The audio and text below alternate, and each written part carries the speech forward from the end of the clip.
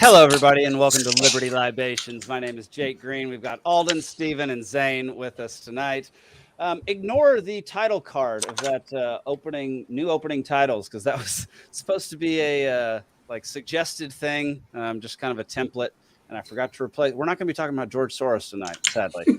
We might mention some Bitcoin. I mean, we can talk about Soros if we want to. Maybe Steven can lead us there, but. Tonight, we're going to be talking about more local stuff to Georgia, and then we're going to be bouncing around some stories like we did for the first 15 episodes of this show. But to get it started, we're going to talk about just for a minute. I know we've harped on this for months, and it just happened this past weekend, but we got to mention it. It's the Great Create, and we got to kind of just revisit it for a minute. Y'all, the Great Create, in my opinion, was a massive success. I know Alden didn't get to go, but Steven and Zane were there. What did you two think about it? It was amazing. It was overwhelming at times because there was so much to do. I mean, there was 2 different areas inside, stuff going on constantly, stuff going on outside, on both sides of the building and in the parking lot. There was never a dull moment. Yeah. It was great to see how many vendors came out, and then how many people who had nothing to do with the Libertarian Party came out to check out all the vendors, check out everything that was happening. It was very encouraging to see a whole bunch of people that are interested in being a little more self-sufficient and like going that direction with their lives, rather than, relying on things that they have no control over, including other people's tax dollars and other people's money. So it was a great weekend. Zane, what did you think? Yeah, I mean, I think one of the awesome things was that if you look at the flyer there on the screen, we've got the Libertarian Party of Georgia name there, kind of small at the top, but you wouldn't even know that it was like an inherently political thing, because it really wasn't. It was learn how to become more self-sufficient thing. And I think, if we could make that appeal to people, and then have, slowly and gently introduce them into the libertarian ideology once we've kind of already hooked them in with the how to make goat cheese, because my dad was able to come down on the Saturday. And me and him are politically pretty much the same, but he would never get involved in party politics because he would find it extremely boring. But I'm like, hey, this is not like that at all. This is, fun stuff. And he really enjoyed it. And he was talking to, some people that he knew about having gone, and they were getting interested and hoping that we were going to do it again next year. So nice. I think that there is a big appeal to people outside of, people that like to nerd out about libertarianism. Heck yeah. Yeah. And that, I think that was the whole thing, is we, as the Libertarian Party, we believe in liberty and freedom. And you cannot achieve those things without learning skills and learning how to set yourself free, because no one's going to do it for you. And so learning new skills, figuring out how to be more self-sufficient is a pretty key part of being libertarian. And you don't have to do everything. You can rely on your local community and rely on people around you, but you can't just do one thing and expect everything else to be provided for you. And I think that was a huge part of what this past weekend was. And I loved every minute of it, even though I was stuck inside running a room for the entire daggum time. Yeah, Alden, I'm so sorry I didn't get to see it. I did record a couple of the speakers. So I recorded Jane Hazel's speech on Bitcoin. I watched that. Fantastic. If you weren't already interested in Bitcoin, the speech will get you there. Yeah. There's a guy there named Derek Bros, who was a phenomenal speaker. He talked about how he doesn't use banks. He doesn't use any institutions. He hasn't used a bank in 10 years. And he only does things in crypto. He subscribes to or uses Monero, which is it's a privacy based thing. Whereas there's big differences between Bitcoin and Monero, and we can go into those some other time. But the thing with Monero is it's super privacy centric, and there are some downsides to it as well. But he hasn't used a bank in 10 years, which is absolutely incredible. Yeah, that dude. He explained crypto and like that kind of lifestyle in a way that I've never really heard someone explain before. And like a super layman, like you don't have to understand the ins and outs of every little piece of like coding. This is why you want to be involved in this. That's basically what his pitch was, and it was great. So yeah, a few of those speeches will be up on the LP YouTube channel, Rumble channel, Odyssey channel, all that for people to watch. They all ran about 30 minutes, so they're not a long time to sit down and watch. I'll run through it, yeah. If you're going to commit a crime, Secret Fed says don't use Monero.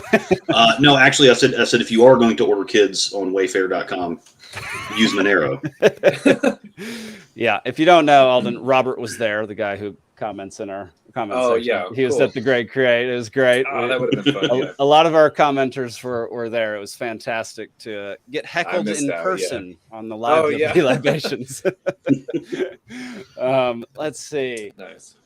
Do we want to? Is there anything else we want to touch on with the Great Create? Have we run it into the ground? Are people sick of hearing about this? Like Zane, Steven, like, is there anything else we need to talk about before we move on to normal business?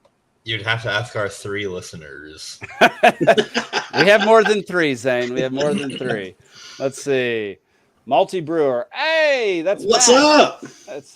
That's Will. That's Will Bergman, I believe. What's up, man? He Alden. He brewed some beer that was out of this world. What kind? He gave me a stout. Multi Brewer. That makes sense. Yeah. Dude, it was so dang good. It was so dang good. Yeah. All right. I love stout. So that multi brewer and my dad literally stood out there at his tent talking for like over an hour because my dad's really into that stuff. So thank you, multi brewer, for your patience, because I'm sure that he really talked your ear off. Heck yeah. I mean, but Will's a talker too, so it's all good. Like everybody there was like chill, very respectful. Everybody seemed to have a great time. There's no like arguments, no fights, no drama. It was just everybody enjoying the weekend, which doesn't always happen at a libertarian convention. Like it got a little on business day. It did get a little heated at the end, but that's just because everybody was tired, hungry, and those Oxford commas are really important, man. Yeah, dude. I don't care how much you try to get along with everybody. At the end of a 9-hour business session, you're kind of at the end of your rope. Yeah, especially after like 2 days of hanging out till midnight and getting up at 7 a.m. and Alden. One of the things we do as Libertarian Party is we rework some of our platform, like what our platform says we believe in, and there were about 15 different ones that all we had to do was insert a dadgum Oxford comma, and we had to vote on it, every single one. If you're going to change any of that, like you have to get a majority of the room to a majority of the delegates to say yes. And so, but you have to go through the whole process and read everything and be like, we're inserting the Oxford comma here. So that's okay. Now I understand the comment here. Yeah. That's funny. It was pretty funny. But yeah, y'all, great time. And Robert, I completely agree. Ready to start planning GC2. I want to go to one. It's going to be fantastic. Yeah, Alden, you're coming next year, man. Oh no, if there's another one, I'm there. I'm a couple hours away or something. I promise you, there will be another one. Yeah, it was a huge success.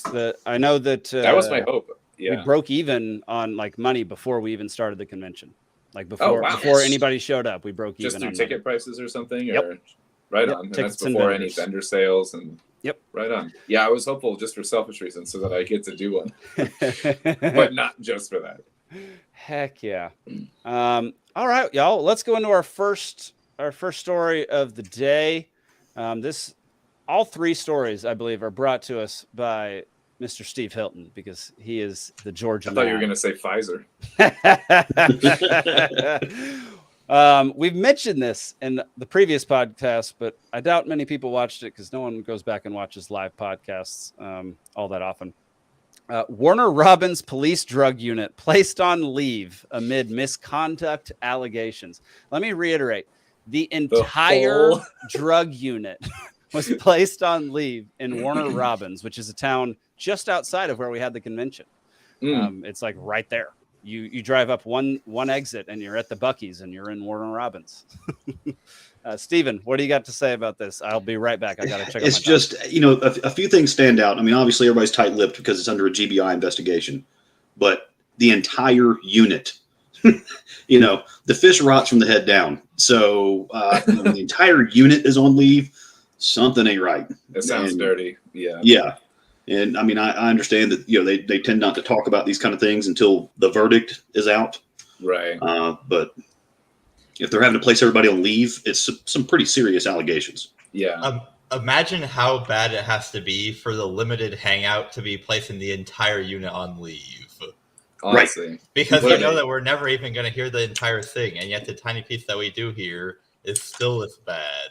They're I mean, selling... just think about if you're a right-wing politician and you do one tiny thing that is just suspected how much we hear about it. But if you're on the inside of everything, already in the system, they cover up everything. They hide everything. Everything's cloaked in secrecy. It's absolute bananas. Like, we should know exactly what they're accused of. Because it's obviously it's certainly not helping old ladies across the street. That's a good one. Yeah, because this whole article says nothing about what actually took place. It says, after receiving the allegations, I took immediate action to initiate an investigation and notified the police chief. It doesn't say anything about what they did, what they're accused of, what might have happened. Shouldn't the public know if the public's paying for their jobs like that? Yes. I don't know. 100%. Unless I don't know what goes on with if there's going to be some weird trial and they have to keep a jury in the out of the. I don't know. That's not how it works. That's not how I doubt it works. too. It usually is just internal affairs type stuff, investigation. Right. Well, and just letting my imagination wander, there could be other departments or higher offices involved. This could turn into a RICO thing where they put the whole unit on leave to try to roll up, go up the chain. Yeah. Because keep in mind, they got an Air Force base over there. Interesting. So, international shipping is possible. Ooh, they do have an Air Force base. I saw that on the map a while ago. Robert, we once lost half the police force for running a series of chop shops. I saw that. That's that sad. Is ridiculous. Let's see. Trey Kelly helped hide a hit and run. Oh, that's delightful. I mean, just the people that are in charge of our safety. I mean, some of them are great. Some of them are great folks, but some of them are just absolute misery. I mean, a lot of them are great. They get into it from genuinely wanting to help. Absolutely. Wanting to, be good people, salt of the earth type folks. Mm-hmm. Yeah. But again, it's that nasty 1%. Well, and it's the system that hides that and protects that, and that's more what we're talking about. Yeah, not on an individual basis, but something that allows this to persist and fester. And so I would say that's probably when people make the bad apples argument. I think it's a type of job that obviously attracts good people, but attracts more than its fair share of the bad apples, because you're getting to go into a job where you get to boss people around using the power of the state. So the type of person who that job would tend to attract would be probably more likely than your average person to abuse that power. Right. I'm more worried about a lot of them that are joining the force nowadays, because the pay is getting better and better and all that kind of stuff. But, a lot of them that are deliberately signing up for this job they're the type that grew up watching Cops. So this whole thing was glorified. I'm jumping the fence and chasing dude down. Why are you sweaty? Yeah. I know the Cops comes on at 4. Great quote. Great quote. Great movie. I love it. Sorry, I had to throw it out there. Yeah, you have to. I mean, if you can squeeze in a Step Brothers quote into any conversation, it's allowed. Even if it's at a funeral, even if you're speaking at a wake, if you can throw that in there, it is accepted. Yeah, it's encouraged at mine. Speaking of idiot cops, we have another story. We're going to play a video as well with this one. Here we go. Well, maybe we are. There we go. Boating accident on Lake Jackson. And this happened last night in Jasper County. And we know sometime around 10 p.m., 2 people were ejected from a boat. We're told a Butts County deputy suffered injuries, and crews say they immediately launched the search for a second person. They located a body and recovered it from the lake around 2 this afternoon. The drowning victim has been identified as 56-year-old Joseph Upchurch of Jackson. And tonight, the driver of that boat is charged with operating a vessel under the influence. So Butts County. Butts County. I mean, perfect name for this story. Butts County deputy. Actually, Stephen, again, you gotta describe this to us because you're the one who brought it. Yeah. So this Joey Upchurch, apparently he is the owner of Upchurch Fence Company in Butts County, or was. God rest his soul. But he was a big donor for the sheriff, from what I understand. And so they tend to take big donors out, go have a good time. And this one kind of went sideways, apparently. Yeah. One of his own deputies. Like, oh man. What do you think he was just mad at the sheriff and decided to do that? No, so it sounds like it was about 9 o'clock, so it was right at dark on Mother's Day. So they're probably 8 or 9 beers deep, no life jacket. Hey, let's take it out one last time before we hang it up. Let's go cut some circles one more time. Probably hit a sandbar. Jeez. So I didn't read the entire story. I only read a couple of the first paragraphs, but I knew you read it. It was. Did he get thrown from the boat, or was it a boat hitting another boat? They got thrown from the boat, so that makes me think that they hit something. Okay, so they interesting. They hit a buoy, hit a sandbar, or something like that. Oh yeah. All you gotta do is wear a life jacket, and you're not gonna die. Right. If you're drunk out on the lake, you better friggin' be wearing a life jacket.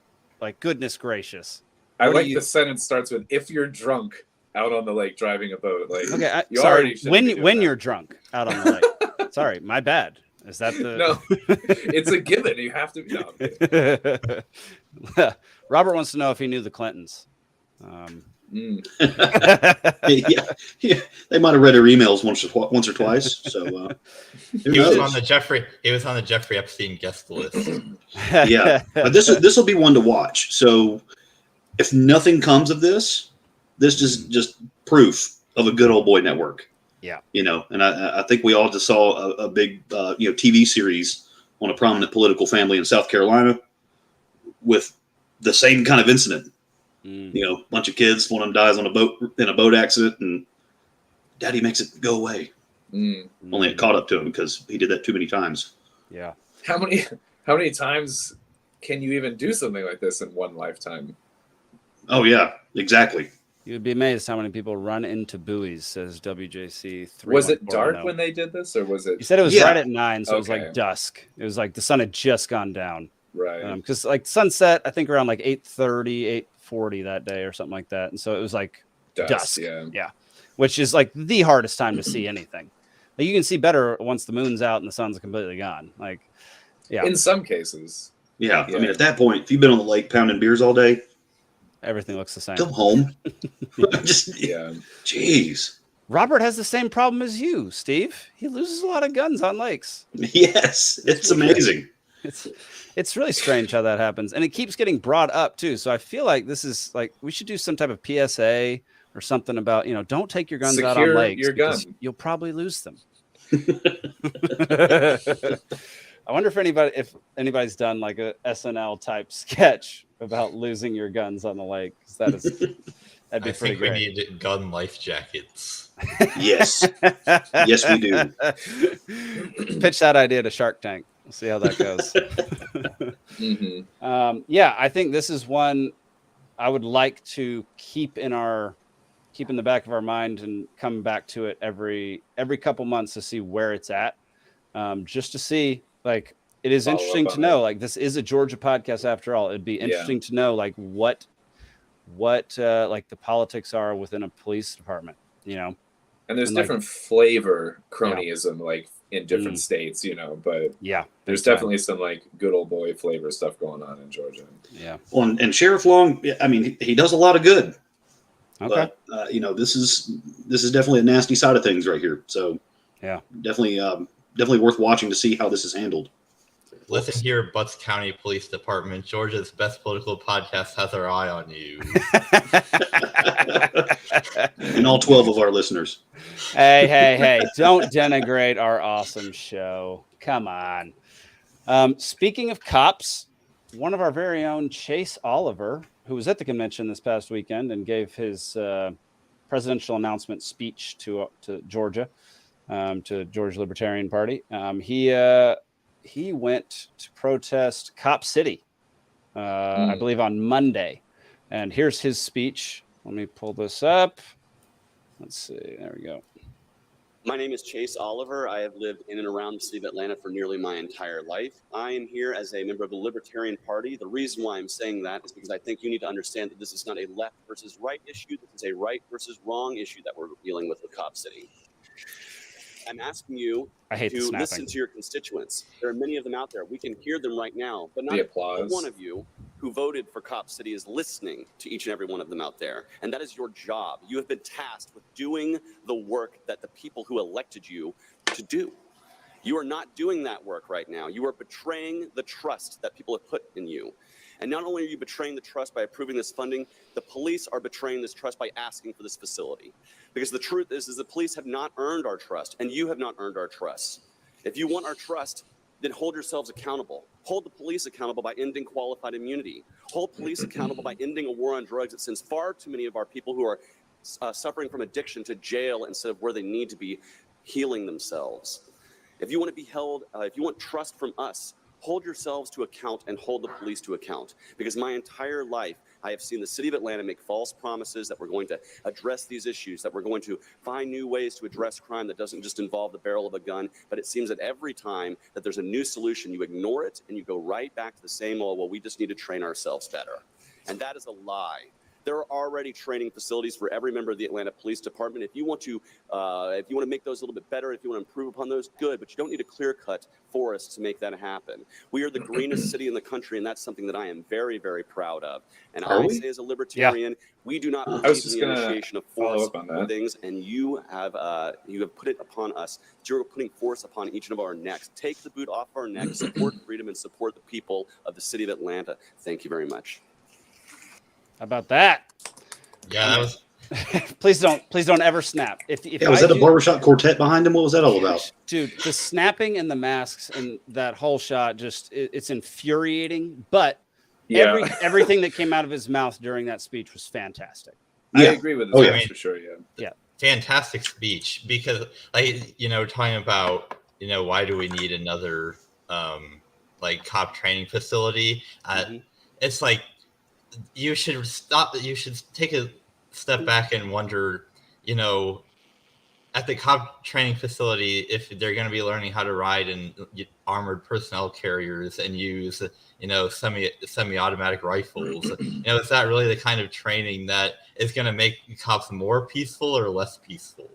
I'd say that the kind of training that gets done is going to impact how peaceful or not the cops are. 100%. Rather than spending that money, if we have to fund this crap, rather than spending money on Cop City, which is all about taking down protesters and militarizing the police, funnel that money into de-escalation training and martial arts training so that you can subdue people without killing them. So you can be far less lethal and suppress people rather than killing them and rather than hurting them. It does not take very much to, there's no way that the amount of money spent on Cop City would not pay for training like that for the people in the state of Georgia. Why would you? Well, absolutely. And then my objection is that just an hour south in Forsyth, the city of Forsyth, Monroe County, you got the Gypstick facility. That's the training facility for all of law enforcement in the state of Georgia, and the firemen and public safety and all that. I mean, they have a track so you can do the EVOC training, where you do the tactical, pit maneuvers and all that kind of stuff with the cars. I mean, they've got, buildings you can clear out. That it's all there, an hour south. Mm-hmm. And that was just, part of the SPLOST that just passed here in Fayette County. There's $2 million of that going for Fayette County to have a similar training facility. I mean, it's not on the scale of what Atlanta wants, but I'm like, what? Can we not drive 50 miles south anymore? What's going on here? I mean, 'cause that thing's already there. It's like 2,000 acres. It's huge. That is huge. Yeah.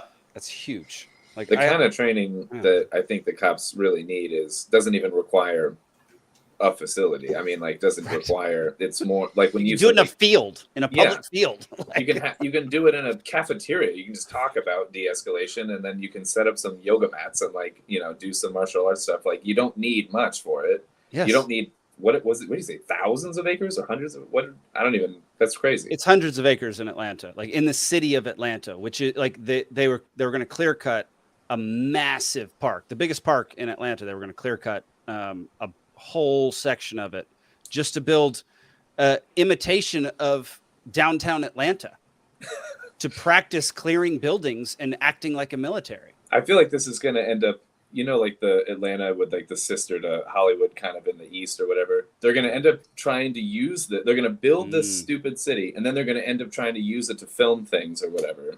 That might be true. If they might actually be wanting to use it as an income thing as well. I think it is going to be. Which isn't, that's not the worst policy, but like. And again, you've got Gypstick, just an hour south. Yeah. And then, I mean, you can go down to Perry. There's a whole fake city in Perry. I've done a zombie run down there before. And that was really cool, by the way. Zombie run? What are you talking about? It's a 5K, but you're running through abandoned buildings and like this whole fake city. And there's people dressed up as zombies and they're chasing you. What? Yeah. And it's like flag football. So you get all three of your flags pulled off and you lose. Dude, this has to be a libertarian event. That sounds like so much fun. Do you turn into a zombie when all your flags are pulled and then you pull others or something? That's usually how zombie things go. Yeah. And Mary and I ran through it with a stroller. Had Wesley in a stroller. Yeah, it was great. Dude, why don't they just use that as the cop training regimen? Well, exactly, and that's in Perry. Just 20 minutes further south. So it's not really necessary. And this is one of these things where politics makes strange bedfellows, because I never thought we would be applauding. I call them the watermelons because they're green on the outside and red in the center. They're really commies posing as environmentalists. Those are the instead of clapping, the snapping types. Yeah. Never thought I would be like, yeah, go you. But it's what they're using to dismantle this whole argument for anything the government wants to do is their own environmental regulations. That's what carries the most weight right now, is they're like, oh, well, you're not clear cutting. You need to be replacing the trees you cut down. You're developing too close to a groundwater recharge area. It's wetland areas you're impacting. That's the stuff that's going to get this thing turned over. Can we go to the site and plant some endangered turtles or something? Oh yeah, 100%. Some ancient Indian artifacts. Yeah, go get a cannonball from the Civil War and just bury it 2 feet underground. Done. Shut it all down for like a week. Yeah, just delay it as long as you can until you can get the right legal stuff to shut it down. There's an episode of Parks and Rec where Leslie Knope basically does that. Yep. She doesn't want to. What is it? A paunch burger? Paunch burger. Yeah. That's so good. I love that the slogan for Paunch Burger is "Eat up, fat," or "Start drooling, fatties." That's what it was when it was on the fence, like coming soon. Start drooling. Yeah. Oh, it's so good. Ridiculous. Yeah, but Chase did mention that we are the greenest city in. I wanted the to US. circle back to that, and so, by what metric, but it's not in the modern day metric. It is literally we have the most greenery in trees. A city. Okay. Yes. So when you're flying over, it doesn't look like a city. It looks more like a smaller town, like in the country. There's preserved aside from downtown, obviously, of forestry or whatever. Yes. Oh, that Beltline buffer, man, they don't play with that. Yeah. Nothing goes on in the Beltline buffer. No. I mean, that's it's the old railroad tracks that now they've paved over it, and it's just like a walking trail, or you can ride your scooters or whatever. Yep. You can go to like 7 different breweries in like a 2-mile radius. Oh yeah, it goes from my house up in Dunwoody all the way down to the south. Like it's. Oh, and they're about to hook it up to the Silver Comet Trail too, so it's going to go all the way north. Yeah, that Beltline is massive. It's like some of that kind of stuff I really enjoy. Some of it's not so great because it's really annoying and they take forever to build it. Which, if it wasn't government, it would take like 3 weeks to build some of these things. Your grandchildren might be able to enjoy it though. Well, they got to gentrify some folks out of the way first. Yeah, I mean, I love forcefully removing people from their homes. That's one of my favorite things to do. No, but I love that Chase went to this and spoke so well and like hit all the right points and got the snaps of everybody in the room. All snaps. Yeah. Can we just talk? I mean, let's just talk about how absurd that is. Like, Just what are wait. you doing? Just clap. Just clap. Yeah. How difficult is this? Yeah. Well, that's aggressive, right? Isn't that like a? Is it supposed to be to allow someone to talk toxic or... masculinity? It's aggressive. Yeah, it's an aggressive thing, and it's too loud for some people, and it like disturbs people. It's absurd, man. It's absolutely ridiculous. Let's see. Silver Comet goes right by my house. I'm not walking to Jake's though. Yeah, that's fair. We're quite a ways away. On the topic of jazz fingers. Yes.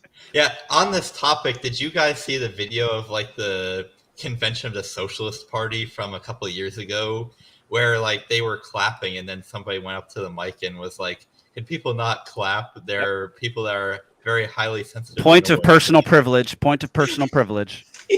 I've only seen this at like slam poetry events or something. I've never seen this like at the it's real convention. It's real. I forget, was it the national convention or like a local convention? I can't remember. It was a socialist convention though. There were a lot of people there. And they would say like, can everybody quit whispering to each other? Like, I can't concentrate. And like freak out at the microphone and like, you have to snap, you can't clap. And then somebody would start clapping and then they would come back and start oh, interesting. They can't clap. The city council said they would clear the room if people clapped or cheered. Okay, I'll accept it then. Fair enough. Okay. I'd rather have him in the room. That is crazy though. You can't clap. Enforced? Yeah, I guess so. Trust us, the people wanted to clap and cheer.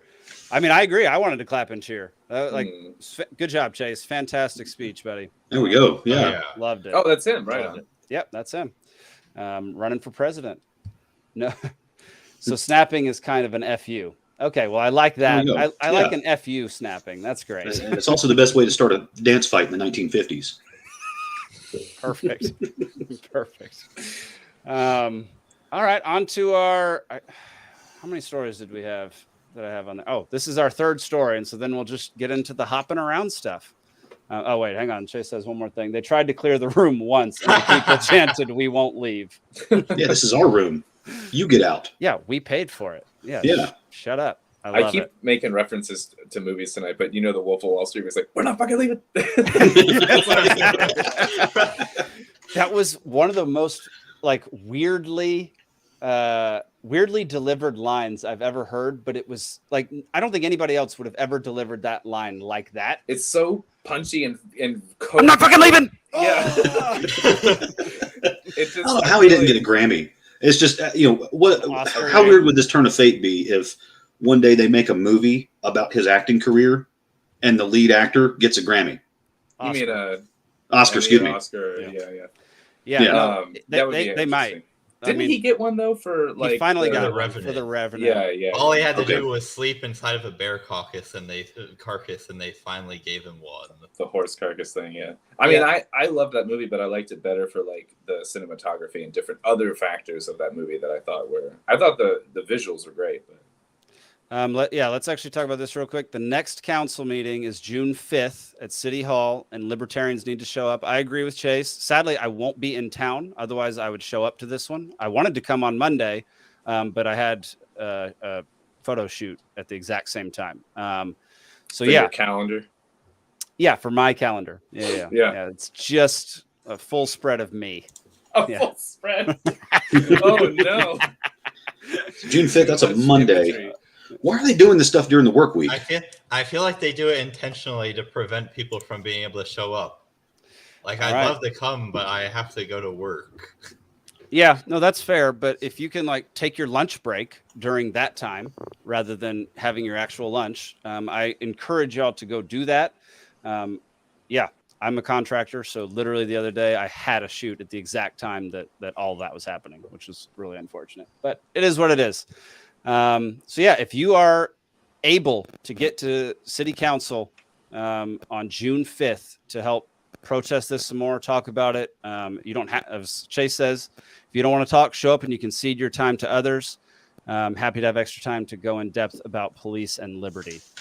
Highly recommend you do it. I think it would be a great thing. There's clearly a lot of support. There were a lot of people there. There were a lot of people in the videos that showed up. And a lot of snaps. A lot of pissing off city council, which I love. Oh yeah, I love it. I know Jax Crowder had a good speech too. I saw him post that on Facebook. Interesting. Nice. Yeah, he's one of us. So, okay. All right. Yeah. All right. I love it. Chase, again, thank you, bud. Thank you for doing that. We appreciate it. Cheers, Chase. Let's get into this dude. Another story from Stephen Hilton. Let's see. Oh my God, it's a horrible name. Reggie Loper. Reggie Loper, Effingham County Commissioner, arrested by GBI. He has been arrested on charges of child molestation and sexual battery. This is the county commissioner. His name's Loper. I mean, jeez. Did we expect anything else? He couldn't even look the camera in the eye.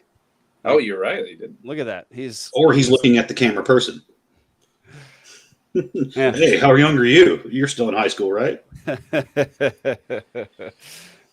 So obviously there's not much on this right now. This is another thing we're going to keep our eye on, just because it is a county official who's arrested for child molestation and sexual battery. We don't know if it's obviously not proven yet. It hadn't gone through court of law. It hadn't gone through any of the proper stuff to actually call this guy we'll call him a, No, he's been investigated. Okay. And he was just arrested. So they have enough to bring him to trial. Okay. So he is a suspected raper is what we're saying. Right. Which I prefer to use the term raper because rapist sounds too close to like artist and machinist and stuff like that. I like murderer, raper. I prefer the hard-er at the end of There you go. Yeah, you got to go for the hard-er for that extra effort there. And Effingham County, I don't know if he's the one. He might not be, but there's one of their county commissioners lives in South Carolina and is paid by the county to commute to the meetings. What? Yeah. How does that work? Like, he's not even a Georgia resident, doesn't live in Effingham County. He's one of their county commissioners. And, Grumpy Gnome might know more about this than me, but yeah, dude lives in South Carolina, which is, pretty close. Loper the groper. Oh my God. Yes. One of his middle name is Interloper. Episode title, Hard-er. Somehow there's that typo in my name in our fantasy football league, and my last name's Harder. Alden Harder. Yeah. Yeah. No, it's a good one. I don't know why. I always chuckle. Yeah. I don't know who's in charge of changing it, but don't, You are. I am? That is a you thing. Right? I'm in charge of my name? Is that right? Oh. Yeah. Take control of your own life, Alden. Stop blaming others. I blame beer. All right, let's go on to some happier things, some good things. Happier than child molestation? Is that? It's hard to get happier than that, but we're gonna try real hard. All right, we're gonna try harder. It's a pretty high bar already, so. All right. Our own Mr. Shane Hazel is down at the Bitcoin conference in Miami, and this is something that I swore I'd go to this year and failed miserably to actually secure a ticket and get there, which is a huge bummer. But the Bitcoin conference is happening right now down in Miami. We do talk about Bitcoin quite a bit on this show, as well as I talk about it every day to every single person that I meet, trying to get them to start accepting Bitcoin and start spending Bitcoin for everything in their daily life. You just talked to me the other day. I know. That's all I want to do is talk about Bitcoin, because I think it is as far as currency goes, it is about the most freedom and liberty oriented currency there could possibly be. Like gold and silver are great for in-person and like small transactions face to face, but you can literally use Bitcoin, spend it. It has no borders. You can buy things across the entire world. You can send it anywhere in the world in a split second for a tiny, tiny fraction of a fee that you would send money using any other thing. And the government has no say over what you can do with it. And so we like to harp on Bitcoin on this show and just as libertarians in general. But I don't think it's completely anonymous, because Ross Ulbricht is living proof of that. It is not anonymous. There's nothing about it that is technically anonymous. Like with enough digging, you can most likely figure out who owns what wallets, but it does take quite a bit of digging, and you can do a pretty good job of hiding like what wallet addresses you own. The difference is it's not completely private, but it is completely secured. Not a single human being can take away your money. Whatever is in your wallet, if you have your own keys, is yours. And that is something completely different from a bank account, where a bank can freeze your funds. The government can go in and take whatever they want. And it's hacked all the time. And they're hacked all the time. Bitcoin has never been hacked. It can't be hacked. When it is, banks pay a ton of money in like ransom money to keep it quiet that they aren't hacked. They don't want people to know they're hacked as much as they are. Yeah. Oh yeah. That's where a lot of the fees that they give us are to recoup a lot of the BS that they have to pay out to hackers. Well, the city of Atlanta got hit with the ransomware. It was a few years ago. Was it 2016-ish? Who? Which company? The city of Atlanta got hit with that ransomware. It was the whole thing where, like, hey, we logged it because they were still using Windows XP. It was like 2016. All the total legacy systems all around.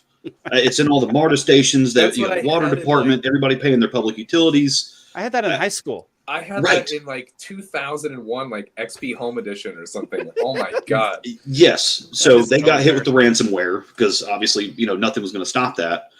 And they were asking for, at the time, it would have been the equivalent of like $2 or $3 million. And so their answer was, oh, well, we're just a small town city. We don't have that kind of money laying around. And then they bring in all the law enforcement agencies all over the state, the GBI, all this kind of stuff. I think they paid like $5 or $6 million just in overtime for the investigation. Then they spent like another $10 million to obviously update all their systems. So they'd scrap their whole system. And then they hired a marketing team and paid them more than the ransom was going to be to convince the public, or help them convince the public, that they made the right decision. Goodness gracious. Yeah. That's just absurd. Just real quick. Robert's right. My company, Peaceful Seed Productions, you can get certain services and products at a 25% discount if you pay in Bitcoin. Because I'm just I'm doing everything I can to encourage people to use this product, because there's a handful of states that'll let you pay your taxes in Bitcoin. Yeah, I've seen that. I don't want to do that. I don't want to give the government any Bitcoin. They have 90 days to convert it to fiat. They can't hold on to crypto by law. But the SEC has ruled that Bitcoin is currency, and states will let you interact with them as though it's currency. If there's anything we do know, it's that states definitely don't break the law ever. They definitely don't hold Bitcoin long past what they're supposed to. Well, sure. They definitely don't auction off Bitcoin that they've illegally taken from people, such as Ross Ulbricht. And I believe they auctioned, or they sold an insane amount that Ross had. And then they sold somebody else's. Was it Assange? I can't remember, but they got somebody else's Bitcoin because it was not in a cold wallet, which it always needs to be in a daggum cold wallet. And they were able to make millions of dollars because they were able to sell this Bitcoin, because these people had tons and tons and tons of Bitcoin. And it's another reason why you always keep your keys in a secret place for a cold wallet. Well, and that's one of the concerns too, that a lot of the traditional investors that I know, they'll say, well, how do you know the whales aren't controlling the market? Because you have, people like Chase Bank or the federal government are essentially the largest holders of Bitcoin, because they're taking this stuff because of civil asset forfeiture. And, how do you know they're not gaming the market? And then, thank God for guys like, Roger Ver's, he's one of the whales too. He's like, nah, they're not doing it. Trust me. They're not the only whale. It would have to be one hell of a splash. They'd have to coordinate and we'd see it. Yep. Yep, you can see it. That's the best thing about Bitcoin. That's what makes it impossible to be perfectly private, is because it is auditable, and there are people that make sure that all the transactions, like they scour all the transactions, they follow everything, they know exactly what's going on, and it would be impossible to get one by anybody, because everybody would know what was going on in about 15 minutes. And so that's another great thing. The whole code, every transaction is auditable. You know exactly where everything is going. You know how much money is being moved at any given point in time. That's one thing that's really great about it. You cannot hide any transactions. It's amazing. Yeah, and going back to John McAfee. Go ahead. Going back to Monero, I mean, the one problem of it being so private, as you mentioned earlier, is that you can't audit it. So somebody could just kind of essentially inflate the money supply by introducing, new Monero pieces or whatever the unit is, and nobody would ever know. Yeah, that's the downside of Monero, from what I can tell. I've only just started doing research into it after Derek Bros talked about it. But yeah, that would be the downside, is it has the more of a potential to be manipulated or inflated, or just messed with in general, just because it is completely private. There's no ledger. You can't go track transactions. But like Steven said, if you're going to go buy a kit off Wayfair, you should use Monero. There you go. Well, if you're going to do that, you're probably not thinking very deeply about like inflation. It's true. Well, and that's why they think Ripple is like the closest to being the Fed coin. XRP, it's made by Ripple Labs, because all of it that's ever going to be in existence is already there. And the CEO of the company held all of it for a long time. Now, praise God, they were doing some of the Lord's work here. They were helping teachers. There was a website like Teachers Pay Teachers or something like that. And then Donors Choose was another website that they were doing that. So, inner city teachers that don't have the proper funding or whatever, they could put up a need for something, and then Ripple was matching the donations. And that was pretty cool. I know some teachers that have actually, gotten gear for their classrooms that were, they got $500 in donations, and then Ripple Labs matched the donations. But it's just, that protocol there's trillions and trillions and trillions of it, or something like that. And, finally the board of directors was like, hey, we need to put this in a trust. You have too much power over this. So it was, yes, it's crypto, but it's still centralized. Right. So is that just a way of getting the Ripple into the community instead of just having it all being held by one person? That was their attempt at one of their many attempts at making themselves an institutional name, and showing how fast and available their product was. That could really be used in some nefarious ways, for sure. Yeah. Sorry, Zane, go ahead. Yeah, I was saying that this is a bit similar to one of the speakers at The Great Create, who was talking about community exchange systems, and he was talking about how he had created, I think he called it the buckwheat buck, but essentially a local currency that was accepted by the local businesses and farmers in his town. And the way that they got people kind of into the system was, if you kind of agreed that you were going to start accepting it, then you would get $150 worth of these buckwheat bucks that you could then start to use, which on one hand does mean it's inflationary, but on the other hand, the more people are using them, the more valuable the currency becomes, because you can use it in more places.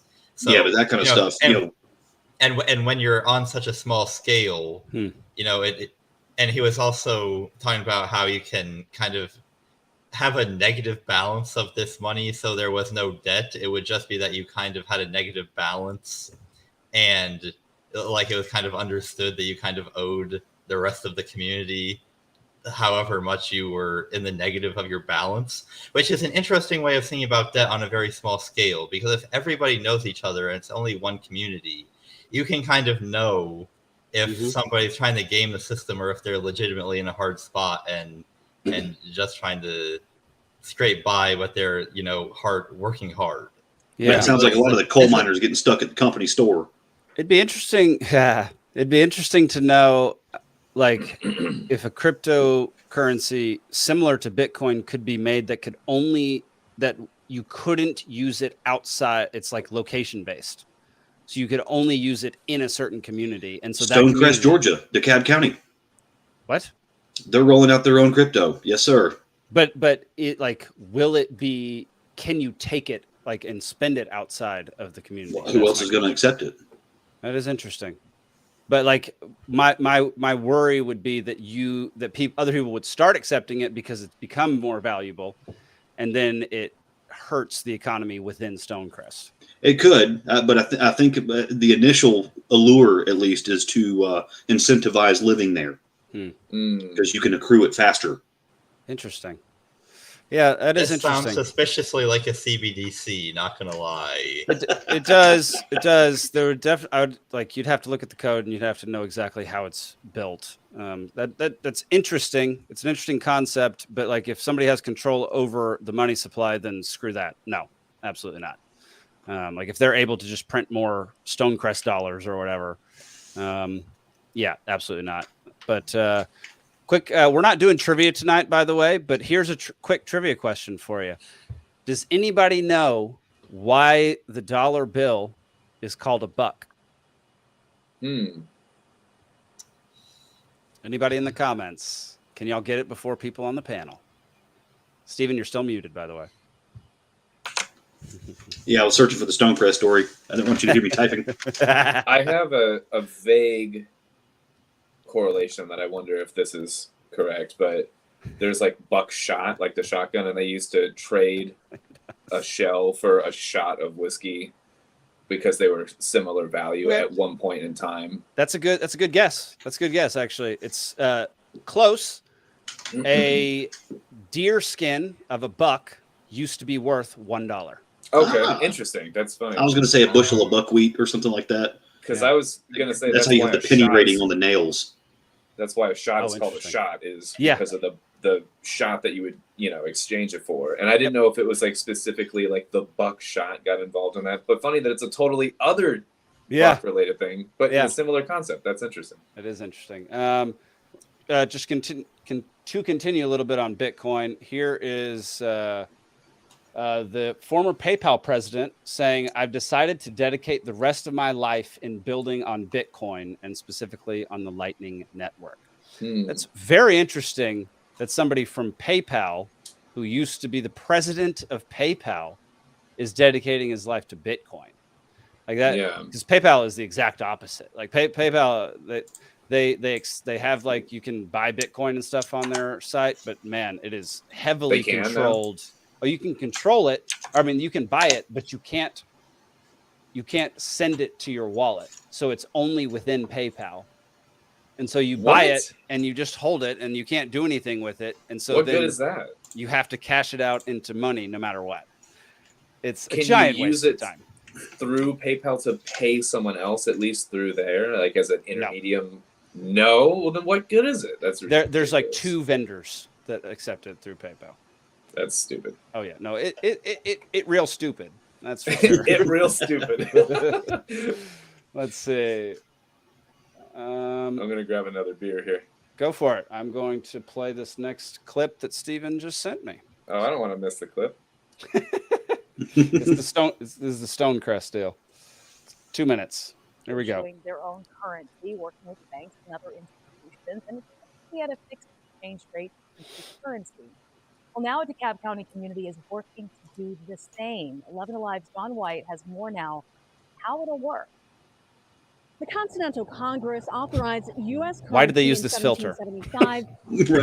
More than 300 years later, and any form of local currency. What? Color here in Stonecrest. Oh my! They did it for that color. bit. Are you kidding me? All right, I am getting a beer. Make your own money, so to speak, as long as you're not counterfeiting U.S. currency, right? Swabana Cubby in Chromo with Stonecrest. U.S. currency is already counterfeit.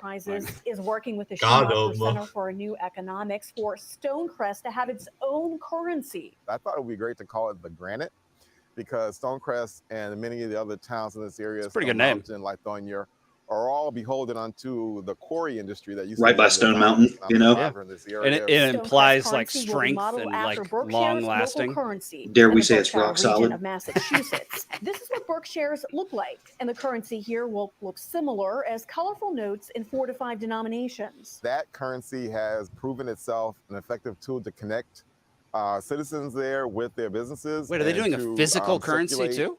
I think so. I remember reading about crypto, but Several small business owners in Stonecrest already say they want to cash in on the idea.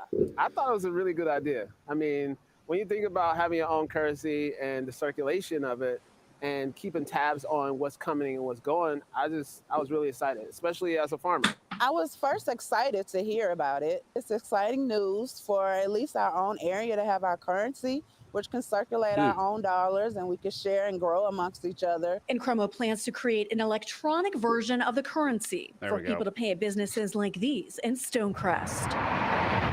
The goal is to launch the local currency in 6 months. So is it the CBDC creeping in, or is this a local populace knowing they're disenfranchised by using the US dollar and being tethered to it? I think it's them setting themselves up for failure, because no one mentioned anything about not printing more of these Stonecrest dollars. Like that should be the very first thing. It should be, this is how many is in circulation forever, and we can't print anymore. Otherwise, it is a useless currency. Yeah. Otherwise, it's just as stupid as the US dollar. Like, yeah, I think that a lot of the small business owners are like championing this because they think it's going to make people buy more local. Yeah, I think are going to be sorely mistaken, because for your average person that, you know, works at like a medium to large size company, the amount of like granite dollars that they're going to have is going to be pretty small. So they're just going to spend their granite dollars on the purchases at the small businesses that they were already going to make, and spend their US dollars on the other purchases they were going to make, which is going to mean that all the small businesses are going to start receiving a disproportionate amount of their income as these granite dollars.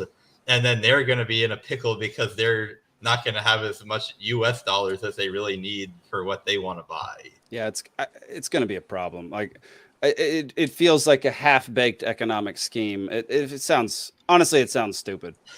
And I don't want to say what are Big Mac coins? What are Big Mac coins? Somebody explain this to me. Yeah, is this McDonald's related? Like, what is happening? Come on, multi-brewer. What is this? You can't just say anyone remember it and then not tell us what it is, because I have no idea what that is. No. I'm very interested in a burger coin, though. That sounds better than a Stonecrest coin.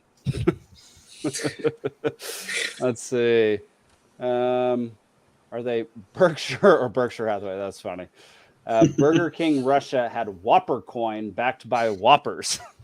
Backed by Whoppers? What are you talking? Yeah, the issue there is Whoppers die and they go back into the earth. Like, but you get to have money your way. Or is it based 40th on anniversary currency? Interesting. I did not know anything about that. How many burgers are made that year? You know what I mean? Like, so as the company grows, pizza place. Yeah, isn't that Toy Story? No, that's. I think he's talking about the mechanical wrap pizza and Child Casino place. Chuck E. Cheese. Good for one Big Mac, now worth $20. Wow. Interesting. Okay. It's because there was a limited amount made. Anything that's unlimited supply, the value will go up over time if people deem it worth something. Oh yeah, well, that's like, who's that guy that runs that auction site? Golden. I don't know. It's so. I mean, he trades anything: baseball cards, baseball bats, memorabilia, stamps, any of it, and he's got an auction site for it. I've got an old Pete Rose bat that I never use. I mean, they sold a Jackie Robinson jersey that had a blood stain on the lapel for like $5 million. It's got his DNA, man. Yeah. Right. Yeah, you can clone Jackie Robinson. Give me that. Yeah. That sounds great. That's actually, honestly, when you said the blood stain, I was like, all right, you know what? There's probably some weird guy with a CRISPR kit out there that's going to try to make him. Now, Zach, the issue the employees were stealing was the Monopoly game. They would steal all of the Big Mac fries with all of the little tickets on there. God, I gained 25 pounds that summer trying to get Park Place. I can't Well, tell they you took how all the much Park McDonald's places, I ate. Like that was one of the best marketing schemes I've ever seen. Yeah. Because I was buying left. If I was ever hungry, McDonald's. Let's go. Yeah. And we just the only thing is, they put the pieces on like opposite ends of the country. Yeah. So it's like, oh man, you gotta go up to Vermont, get that Big Mac, dude, get that Park Place. You just got to make friends and tell them you'll split the pot, and you're like, let's. This is the most communist thing I'll ever say, but it's you got to make friends across the country. Be like, if I got Boardwalk, if you get Park Place, we need to split the pot. Like, no, that's not socialist. That's social cooperation. There you go. Yeah, it's beating the system's street smarts. Yeah, there you go. A narco-syndicalism. Is that what it is? Is that a term? Oh yeah, it is now. It's a term. The working of human action before Mises settled on human action was social cooperation. So anytime somebody says, working together is a socialist activity, they're completely full of it. But can I just say, because this is one of my favorite fun facts, the day that of the trial for the people that got caught doing the McDonald's monopoly scandal, like it was going to be big news, but just so happens that story ran on the same day as 9/11. So it didn't really get covered. Jeez. Interesting. Do we know what the verdict was in that case? Not off the top of my head. Well, it's because 9/11 happened. Well, by the way, McDonald's celebrated their 83rd birthday this week. Nice. So cool. Happy birthday, McDonald's. Yeah, I still get McDonald's. Still get that double quarter pounder. Oh yeah, it's the only one that's fresh beef. Royale with cheese. Royale with cheese. Royale. Would you massage your mother's feet? Is there actually a McLobster in Vermont? Oh man, I wish. Oh, okay. I'm jealous of some of the stuff they do overseas. Yes, like they had the in Japan, they had the squid ink burger. Yeah, it was the black bun and the black sauce on it. They have some, like the ones in Australia are maybe the most fancy McDonald's I've ever seen in my life. It's like a sit-down restaurant where you have waiters. Oh, that's pretty common in Europe too, I thought, but in some I never saw that in Europe, but I does the soda fountain pour counterclockwise as you fill the glass? I even just want to go to McDonald's like in Germany, they serve beer or something. Like even that's cool to me. Like, yeah, that's cool. They use actual beef and they serve beer. I'm like, I'm fine with that. That's hey. The double quarter pounder and the quarter pounder use actual beef. That's never fried in oil. That's one burger. I know. That's the only one. That's the only one I ever get. You just got to get that one. And by the way, the oil is 60-pound cubes of animal fat. No, it used to be. Okay. Yeah. But the animal fat is actually much better for you than what they use now. Oh yeah, the pink slime. Well, now they use like canola oil, sunflower oil, and like just a whole bunch of seed oils that are horrendous for your system and will basically kill you prematurely. But the only one they don't use any oils on, and the only one that is actual 100% fresh beef, is the quarter pounder and double quarter pounder. Is there a reason for that, or did they just pick one at random? I honestly don't know, but it's there. So when I ever am on the road and Jake doesn't ask questions. Need some meat, I go to McDonald's and get 4 patties of just the quarter pound patties. Nothing else. Wait, you don't eat anything else? You just eat the patties? Yeah, the buns are so artificial. You can just let them outside and they'll be there forever. I know. Oh yeah, that was who did the experiment where they nailed various burgers from fast food joints to a board. Yeah. And like bugs don't even eat it. No, bugs don't eat it. They just don't decompose. There's like a woman somebody still has their Big Mac. It's like 25 years old. Yeah, there's a woman that has one from like it's like the 1984 NASCAR bag still that it's in. Like, and it's everything's together. It's crazy. Yeah. There we go. That'll be the modern day mummy. Still holding his Big Mac. In metric. That's great. Okay, we'll get to some actual national political news. That got to me late. This is 4 minutes long. We may not watch all of it just because it sums it up nicely in the title. But here we go. Marjorie Taylor Greene's introducing articles of impeachment against Joe Biden. So let's listen in for like a minute or two. Mm-hmm. It is with the highest amount of solemnity that I announce she can't even say that word. To introduce articles of impeachment today on the head of this America at Last executive branch that has been working since January 20th, 2021 to systematically destroy this country. The President of the United States, Joseph Robinette Biden.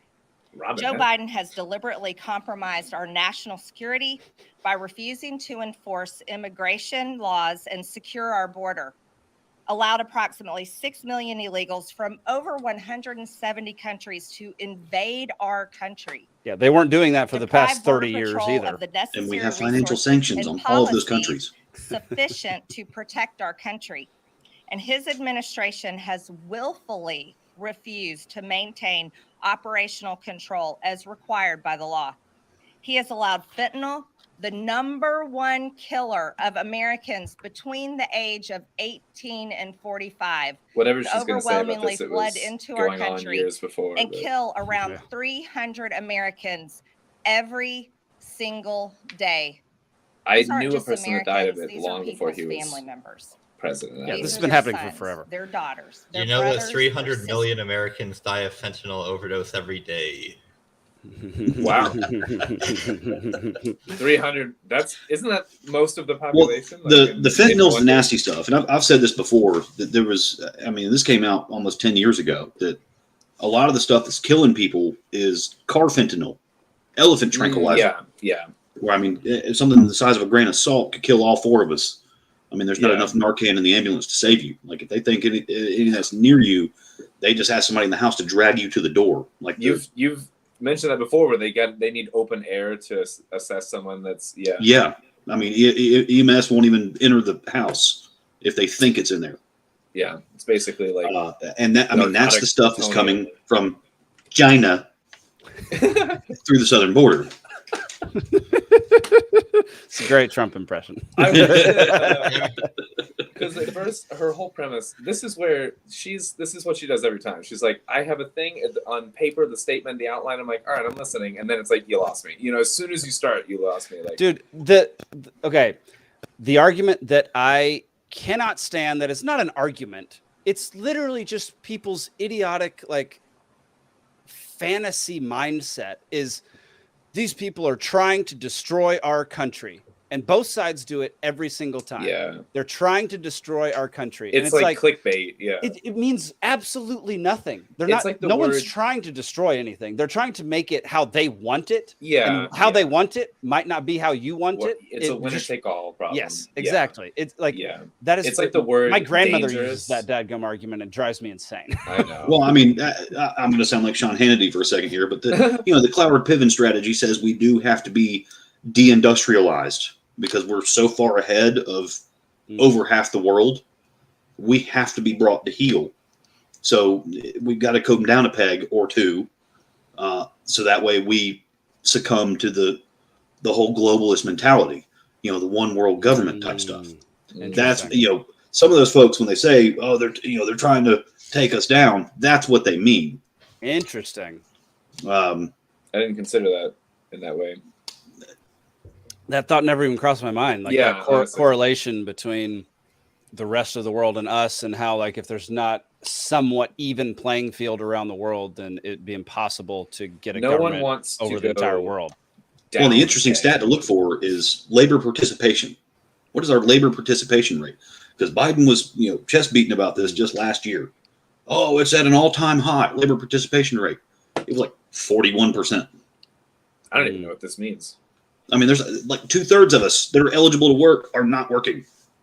That's crazy. Is it really that low? That's way lower than I thought it was. Like, Alden, get your ass in gear and stop being part of that percentage. I know. Please correct me the exact numbers, but it's way below half.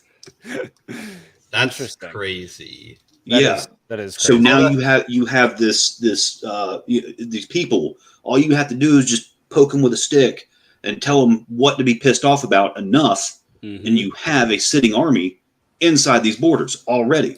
Wow, yeah, that is a really good point. Hey, you want more free stuff? Go take it from that guy. It's the Khmer Rouge. That's how they got mobilized.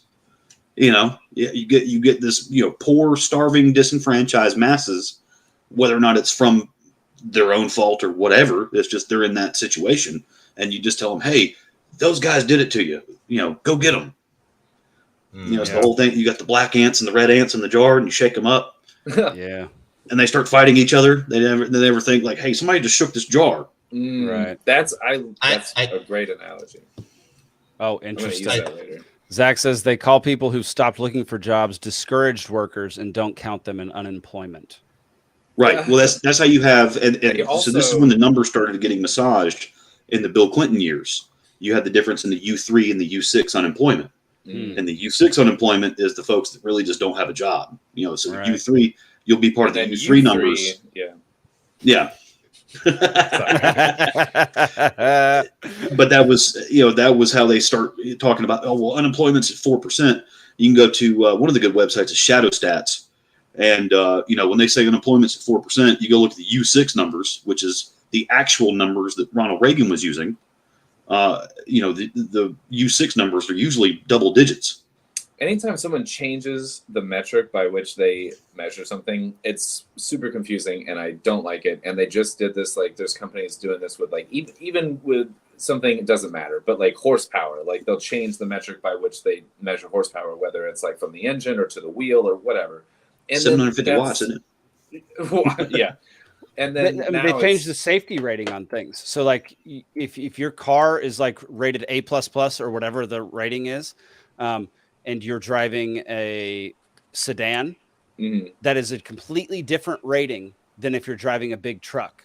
A big truck, A++ or whatever it is like one of the highest things you can have. But an A++ for a sedan is like a C- for a truck. And so it's completely it is completely disingenuous and a complete lie. That's ridiculous. But and also the concept of the government now starting to kind of, do you guys know about this? Like this crash test safety rating. I'm sorry, I couldn't. Too much wine now. They like withhold the highest, like, what is it, 5 stars, the highest like crash test rating now. They withhold that from people that don't put their like these certain like kind of sensors and tech and radar and different things, like, if you don't have like lane departure assist and like, different things and like, and it's a huge use for me because one, okay, I looked into this a lot recently because I'm buying a new car and I haven't bought a car in 15 years, right? I had the Honda Element from 2004. I had for 15 years. It worked. We drove around everywhere in Savannah and it worked fine. I've been drunk in the backseat of that car so many times. Too many times. Going to Taco Bell, like, oh my God. That car, anyway, it lasted a long time. It did good for me. I didn't need to change anything. And now the base price of a car, so that car, when it was new, was like 17 grand or something like that. The Honda's entire fleet try to find a car for under 20 grand. It's impossible. The cheapest car you can get from them is like, I don't know, 28,000 or something. It's like over 10 grand more because it falls to the consumer, the price of the car in general with all the tech features. But if the company wants to get the rating, then this is just, now I'm going. That's exactly why affordable housing isn't a real thing. Yeah. No, because by the time you do all the environmental impact studies and jump through all the government hoops, and you've got to fold that back in, and unless you go straight Habitat for Humanity, it's your affordable housing is still and $250,000. Alden, I found your car. I found it. What do you mean? Unboxing the world's cheapest pickup truck from China. There you go. That's the truck. It costs $2,000. Enjoy. I would buy that. Yeah. I watched a YouTube video on it. It is like a little toy. It is hilarious. Some of those little things are actually 4-wheel drive, and they're kind of like basically forklifts that for the road. It's like, basically that, and it's super narrow. Like if I laid down across the seats, my feet would stick out one side, my head would stick out the other. Yeah. I'm like a foot taller than this thing. But they drove it, and they were like, it runs like a car. Like it's a little 2-stroke engine. It's like nothing. You're not gonna be able to haul anything, but. Like they made a $2,000 car that they can ship to your door for $2,000. Yeah, sure. I would do it. Yeah. You have to build it yourself, like a piece of IKEA furniture. You actually do have to assemble a lot of it yourself. Assembly required. Battery not included. Yeah. It does only go 35 miles an hour. I was gonna say it can't go fast. Yeah. No, it's a little 2-stroke engine. It's tiny. Yeah, I got a bottle of water from IKEA one time, and it was came in 3 parts. It was just 2 hydrogen molecules and an oxygen molecule, and I had to mix them together myself. You had to ignite the hydrogen in the presence of oxygen and make your own water. Right. Yeah, you basically pulled a Martian, Matt Damon on the Martian. Exactly. Yeah. And then grow your own potatoes out of your own poop. You know. Dude, I do that already, so I'm like halfway there. There you go. Yeah, you're basically, not to brag, but I'm the best botanist on my planet. Like. Who all watched that movie besides me and Alden? I mean, clearly, yeah. You never saw The Martian, Steven? Oh yeah, I did. Yeah. That was a fun movie. It's not bad. Yeah. I liked the book. So the book was written by Andy Weir. Next. It was like his first book, and it was phenomenal. What's the new one by him that the Hail Mary Project? I have that on audiobook. Yeah, I haven't listened to that one yet, but I listened to The Martian. Finished it and started listening to it immediately again because of how good the dadgum audiobook is. Right on. Like, it is a phenomenal book, and like the movie is far less. It's Hollywooded for sure. Yeah. And like it definitely doesn't feel as intense as the book did, and like they didn't show some of the really hard things that the book showed.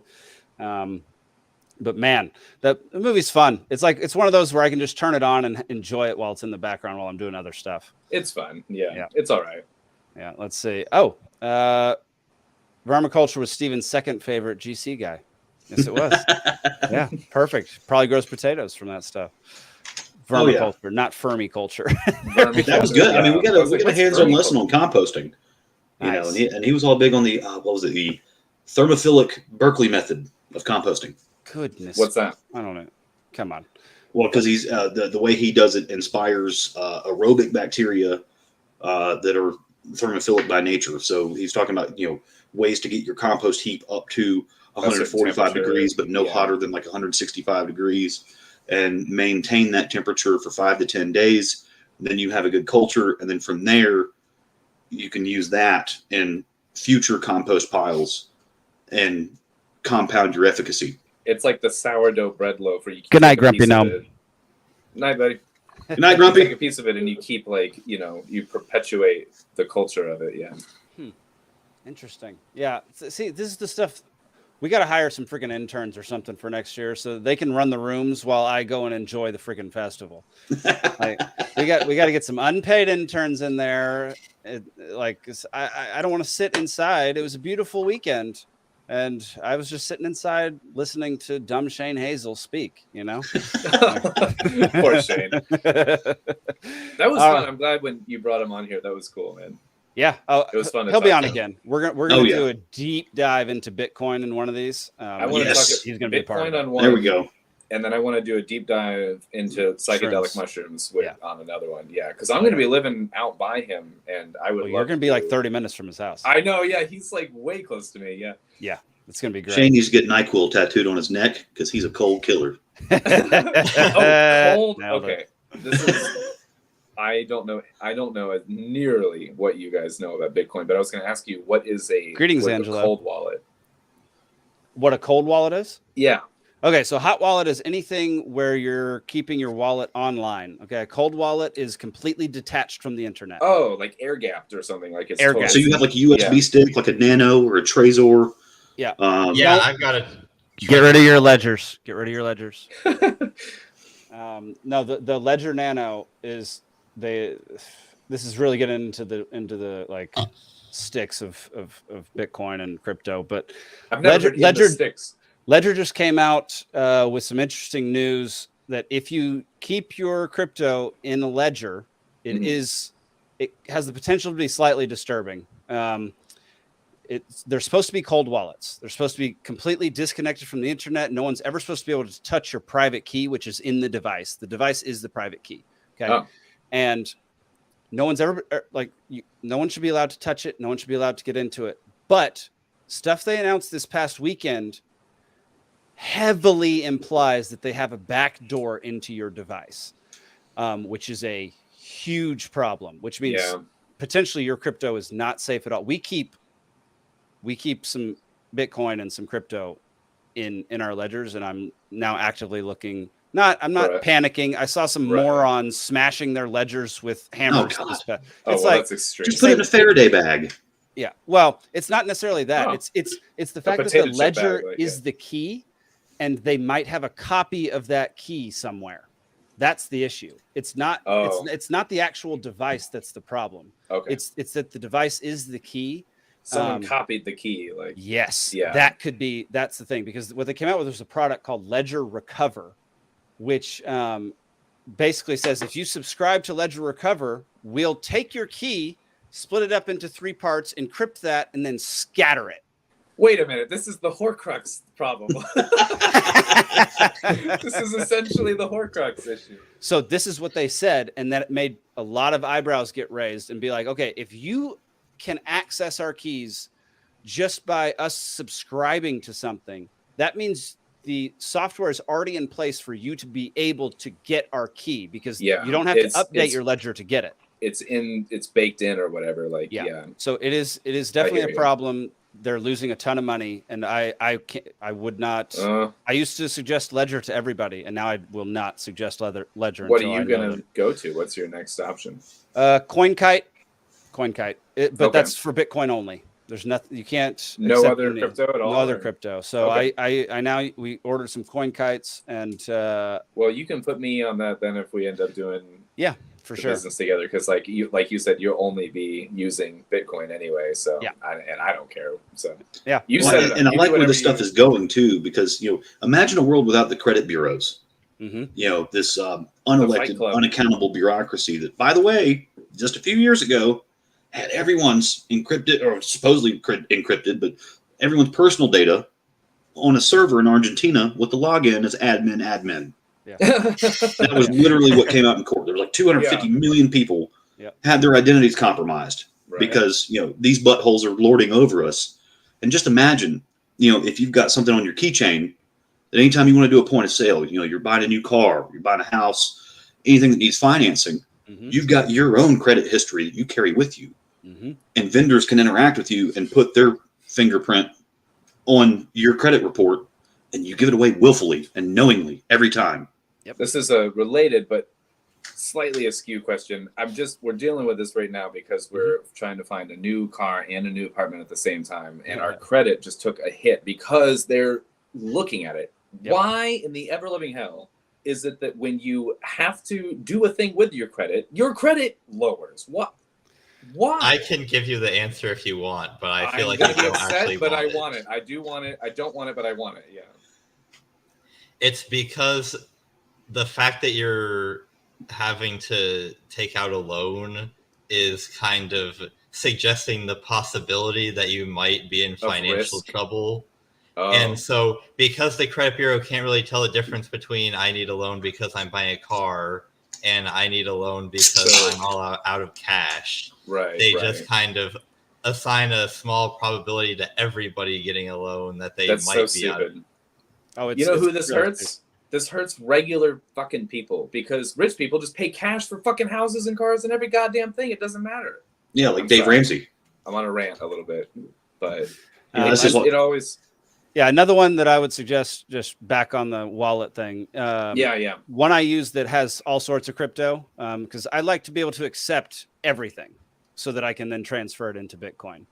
Even Shiba Inu? Even Shiba Inu, man. I'll accept Doge. I'll accept all of it. I have like $200 worth of Shiba Inu just in case. Yeah, that's fair.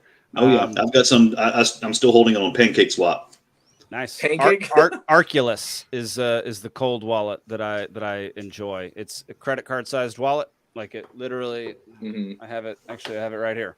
It's literally just it looks like a credit card. Boom. So that's what it looks like.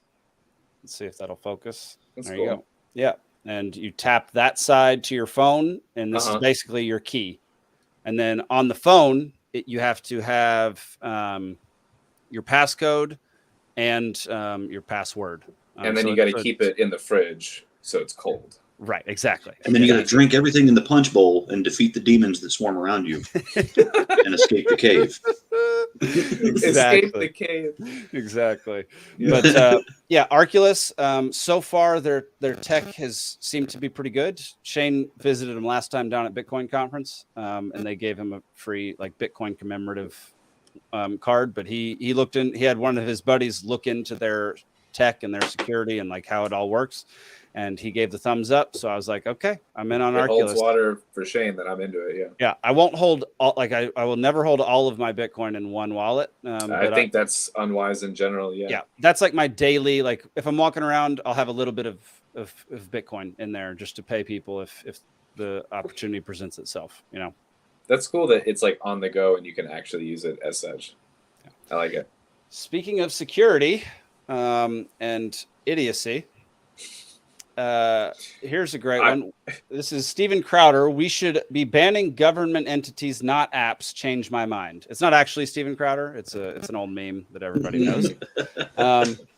This was tweeted out by the Montana Libertarian Party because our doofus of a governor decided to ban TikTok within Montana's borders. I heard about this. How does that even work?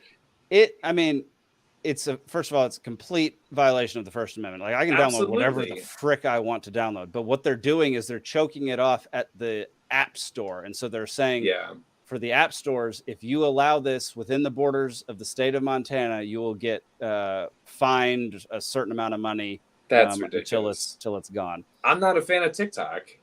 Me neither. It's riddled with problems. I don't even have it on my phone, but you should be able to choose to if you want. That's well, and that's just like I don't know if you bought a computer recently. You know, the last 10 years ago. 3 years. No.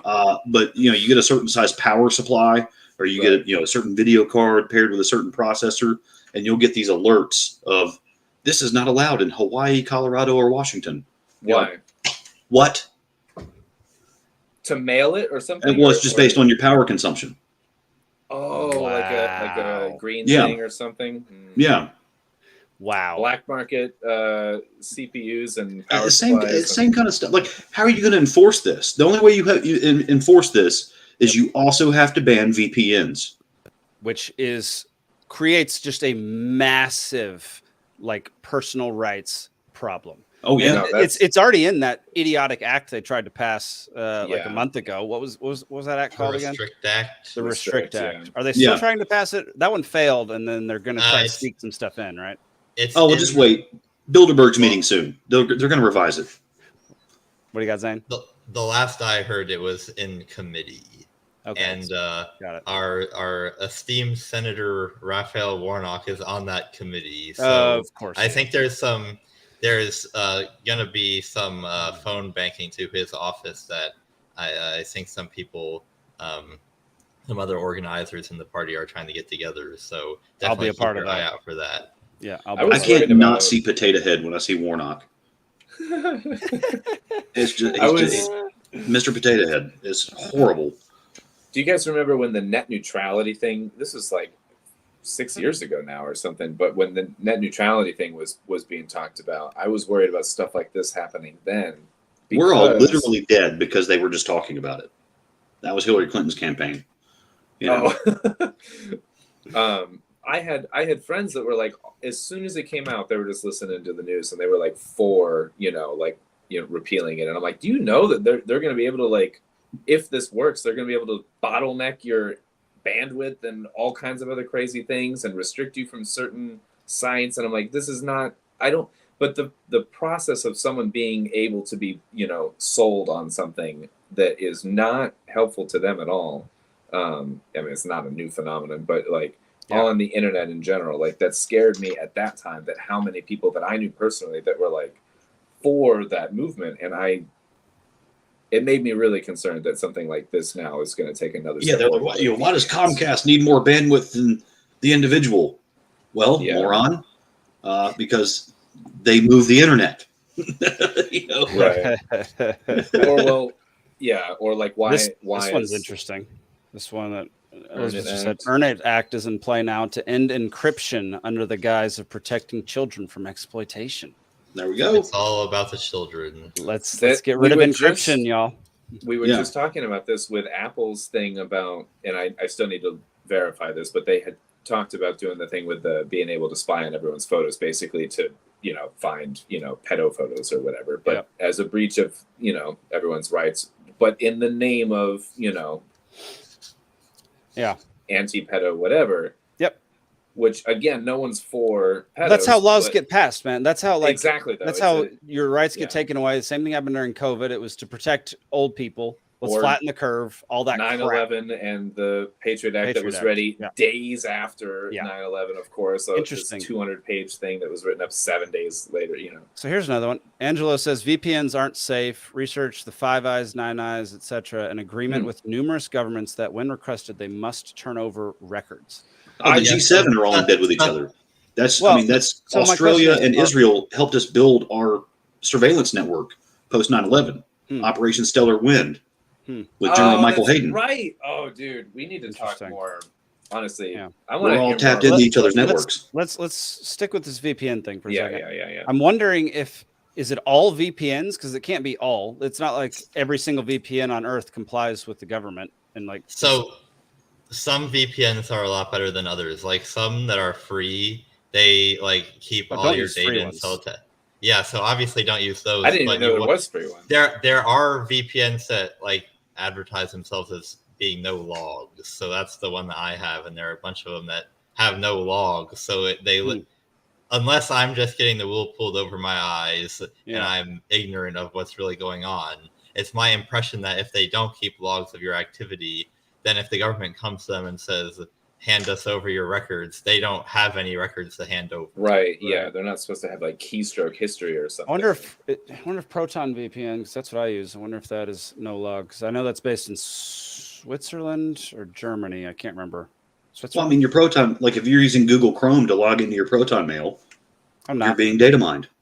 I don't use Google Chrome. I don't use Google anything. Well, but then conversely, if you're only using Tor, you're going to stick out like a sore thumb because you're the only guy on your block with no logged activity.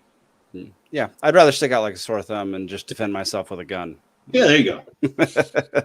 In Texas, any encryption system the state does not have the keys for is technically illegal. That means pencils are illegal. That's so good. There we go. Yeah. That is so good. Oh my God. I never wanted to move to Texas more in my life. I wrote my password down on a sticky note, so Post-its are illegal.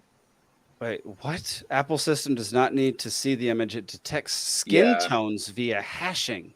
And anything Apple, by the way, is, while their headquarters are in China, there is no intellectual property over there. You're right. They have the keys to every business.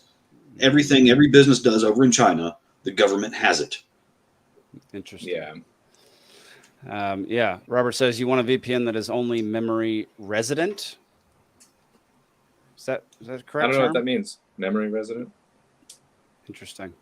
I don't know what that means either.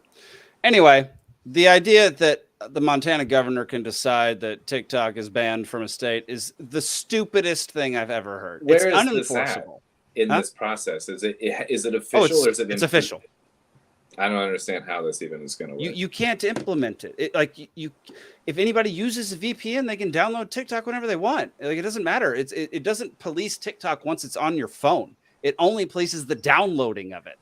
I've even wondered this about, and I'm sure there's a different way that this works, but how does it work in a place like China or North Korea where they restrict the internet in different ways? Is there any way, or is it that every internet provider in that area is also on board? And so, yes, with China's case, it's the government controls everything. Yes, but the way around it would be to somehow tap into Starlink. That's what I was just going to ask. To figure out how to get Starlink on your property so that you can blast. Well, that's how China is still one of the largest sources of Bitcoin mining, even though they've banned it and dropped the hammer 3 or 4 times in the last 5 years, and it's still. They'll keep saying like what John McAfee did, before he left the country and met his untimely demise. Yeah. He's got Bitcoin miners buried in the ground all over North Georgia, Tennessee. Because he took over that crappy internet gaming company. Yeah, this is before he ran for president. It was MGTI, or MGTI. It was in the OTC markets. He said if he ever commits suicide, that he didn't. He was like, I never will. If I die by suicide, if it's ruled suicide, please investigate my death, because that's not how. Well, and he was also dramatic enough that, he could have just died of heart failure and made us think that. But it's still odd circumstances that, he had to leave the country in the first place. But while he was CEO of MGT, that was what he did. He buried all these Bitcoin mining things all over the world, basically. So he's like a really rich dog. Yeah. A really rich dog. Just burying his bones everywhere. Yeah. What's up, Zane? It's like if Montana wants to really take a stand against, governments being able to crack down on governments being able to see what you're doing, which is the entire case that they're making for why we need to ban TikTok, is because the security risk to China. How about Montana actually stand up to the U.S. government? There we go. Because instead of worrying about some government that's an entire ocean away, that's dumb. Heck yeah. Oh, yeah. We only favor American and Israeli spyware. Because by the way, Waze, everybody's favorite traffic app, was developed by the Mossad. I didn't know that. Man. Yeah, well, and just never forget, Australia and Israel helped us develop our surveillance system. Israel helped us to do a lot of things that I don't like, but we can get into that more on another day. But well, yeah, with the 5G, they helped us invent 5G. We roll it out, and they're like, we're going to wait and do some more safety studies, which means we're going to see how many Americans drop over from cancer. The guinea pigs. Yeah, exactly. Yeah. Well, that's great. I love being used as a guinea pig. Right. Wonderful. Yeah. Do you guys know about, this is a little weird trivia. I think Jake, did we watch Red Dawn together? Of course we did. I tried to give everybody that movie. Yeah. You push Red Dawn like it's a drug. The new one or the Patrick Swayze?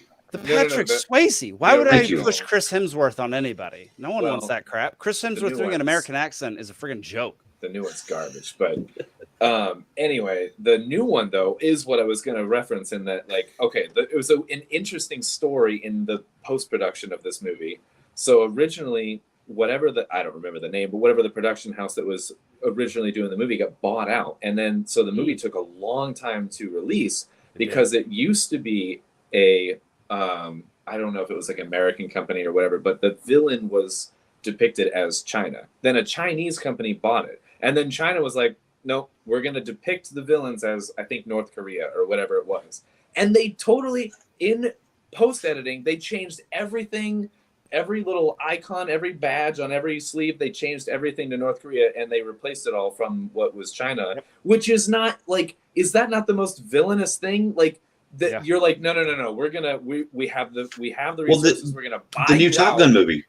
Tom Cruise had to remove the Taiwan patch from his bomber jacket. Really? Yep. Oh yeah. I will say that's actually a really good movie, but that was a good movie. I gotta say, it was awesome. For a piece of shameless military propaganda, it was a good movie. I agree. It was propaganda from the beginning. But I love it that they actually let people black out in the back of a fighter jet while filming. It was cool. Is that right? Is that what happened? Oh yes, man. Yeah, they actually went for a ride. They basically had their hands taped to the wall, so they could not touch any of the controls. Okay, but they actually went for a ride. Yeah, me and Nikki are friends with Miles Teller's stunt double, and stunt doubled for him on that show. Chris Hardee. Cool. He actually had a pretty bad wreck last year, and was in the hospital for a long time. I think he's still recovering.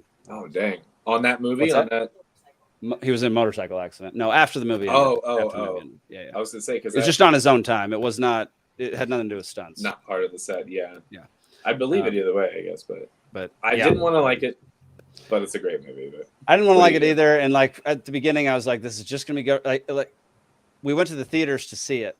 Yeah. And the 3 ads leading up to it were all Air Force and Army ads. Yeah. I was like, okay, so this is just what it is.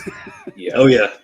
There's also a couple of other little coded things embedded in there that are interesting. Oh, Jake, one of the things that I was going to talk to you about later, but one of my little side project YouTube things that I've always wanted to do is decoding Hollywood movies, like breaking each scene down and the propaganda baked into movies or whatever. So we'll talk about that another time. Okay. Jocko Willing does a good job too from a military perspective. Interesting. There's a YouTube channel that kind of does that. It's called Nerdrotic. I have to write this down. Nerd. Are you saying Nerdrotic, like neurotic, but nerd? Yeah. Yeah. They show how Hollywood is completely woke and like they dissect movies and like give all like, yeah, they really go into it. It's good. It's a good channel. Let's see. I have 3 more tabs pulled up. We have 20 more minutes. I think that's pretty dang good. Yeah. All right. So we've been talking a lot about RFK Jr. recently because he's a very interesting candidate. Did anybody watch his interview on Breaking Points with Crystal and Sagar? I saw him on Theo Vaughn, but I didn't see this one. Okay, so we're not going to watch. Theo Vaughn? I did not see him on Theo Vaughn, but now I got to go watch that. That's right. That's awesome. Yeah, no, I gotta go see that. Also, Dave Smith scored an interview with him. That'll come out next week, I think. Nice. Yeah, he was went to the studio and talked with Dave Smith for an hour. So that will be a good episode. So I'm not going to play this because it's a 10-minute long clip, and I watched the whole thing, and I generally have liked Breaking Points. Like I like Crystal and Sagar. I like that I mean, I know they're Democrats and Republicans, so it's not exactly the same thing, but it's nice to have 2 people who have very opposing views in a room from the big parties actually getting along and talking to each other. That's cool. So that's nice to hear. But I don't know the show. What happened in this episode was she basically attacked him for being anti-vaccine,